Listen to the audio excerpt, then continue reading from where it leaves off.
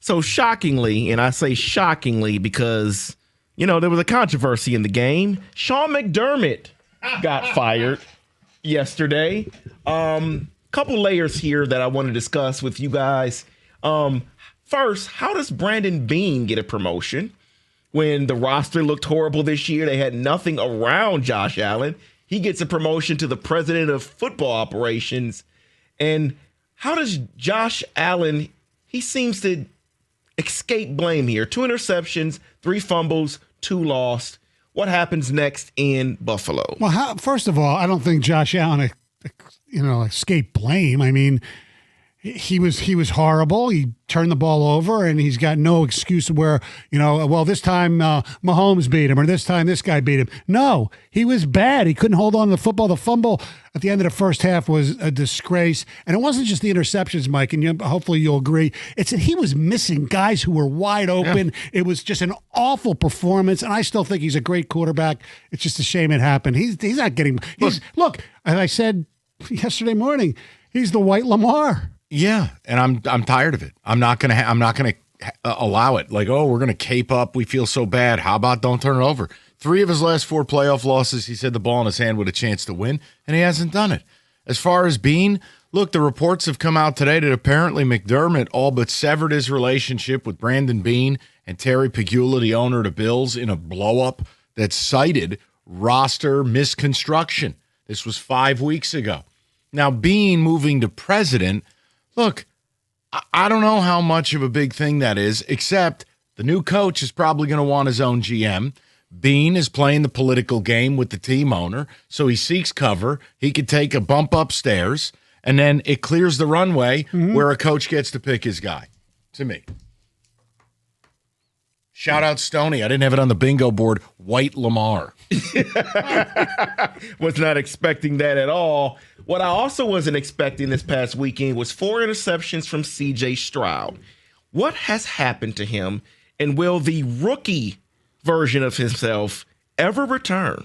That was one of the good things Troy Aikman kept saying. He's still chasing his rookie year. Yeah. And it's a shame. I think he's chasing that offensive line. Yeah, well, that's another. I was going to bring that up. Players. I mean, they traded, they got rid of Tunsil, and they did some things. Look, I mean, they held their defense is so elite. Let's be honest about this, though, too. Okay, first of all, New England already makes you one-dimensional, right?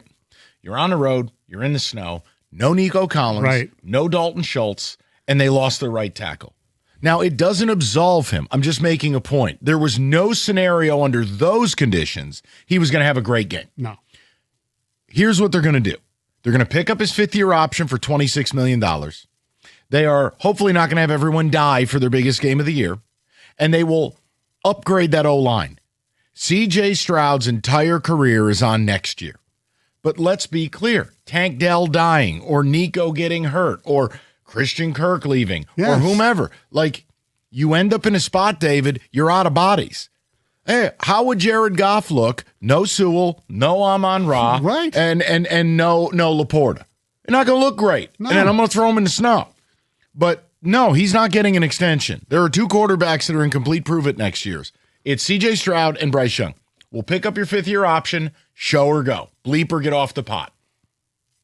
Let's move over to another guy. And yes, he also had offensive line issues right now. Is that the New England Patriots, Drake May. And I'm bringing him up because everyone loved on him this season. He had a wonderful regular season, but over the course of 2 playoff games, 6 fumbles, 3 lost, and 2 interceptions. Part of those, are part of the left side of his offensive line being bad. But can he turn it around and play the way he needs to play to send his team to the Super Bowl? Look, Denver, considering their quarterback situation, he's going to be in the game, Drake May, and he'll just have to not turn the ball over as much and make more of those amazing passes like he did on the touchdown. It's going to be all about the run game. Yeah. I think their best interest, especially going against that front 7, this is game management. This is heavy run, punts or wins. We're going to make Stidham beat us with his arm. And occasionally, I think Stoney's nailed it. There'll be a play-action opportunity to take a deep shot. I don't think anyone in the league right now throws a better deep ball than Drake May. And maybe Booty is out there to catch one. So, no, I'm with you. But, David, there's no scenario he can be Superman and go win that game. No. That offensive line will not allow that. So I'm probably wrong here in what happened to me during this game. It was the Bears game. And Caleb Williams went out there and made an unbelievable play to send tie that game and send that game to overtime. I was rooting for the Bears in that game until that play. That play turned it for me because I was not – I didn't want to take a whole week and see that entire play played over and over again. So I started rooting for them to lose. But my question to you is – You need help. Why didn't – I know. I'm crazy. Why didn't Ben Johnson go for 2?